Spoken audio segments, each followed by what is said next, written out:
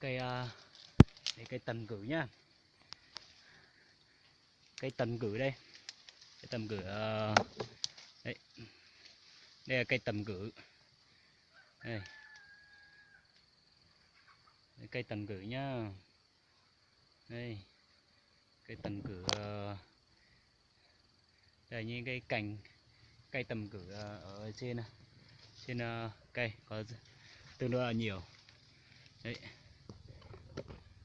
như nhánh cây tần cử. Quả đây nhá, quả cây tần cử nhá. Đây là cây tần cử, quả cây tần cử nhá. Đấy,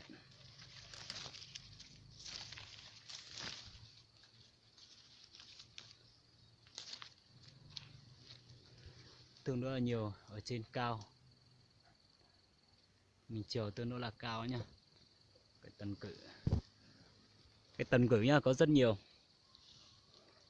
loại thuốc quý đây. Mấy mùa đêm nay cây chết hết rồi, bây giờ có tương đối là nhiều đây.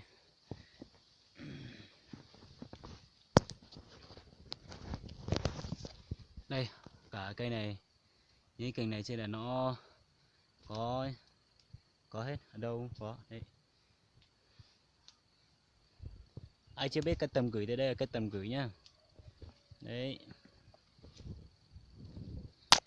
cây tần cử đấy, như cái nhánh kia này, nó ký sinh trên cái cây, loại cây này ký sinh trên cây này đấy, ký sinh trên cây này nhá. Đấy, cây tần cử ký sinh. Cái tần cử nó mọc trên cao đấy, mọc trên cây chứ không phải mọc dưới đất đâu. Đây những nhánh cây tần cử đấy, nhánh hết này đấy, những cái bắt đầu gốc của nó đây. Đấy, nhánh của cây tần cử. Cái tần cử rừng nhá. Đây ở khu Tú Lệ Văn Chấn Yên Bái nhá. Ai có nhu cầu muốn làm thuốc hay là muốn nấu cau thì bảo mình có thể hái mình gửi cho. Ở đây có tương đối là nhiều. Đây như quả này, quả tần cử ấy.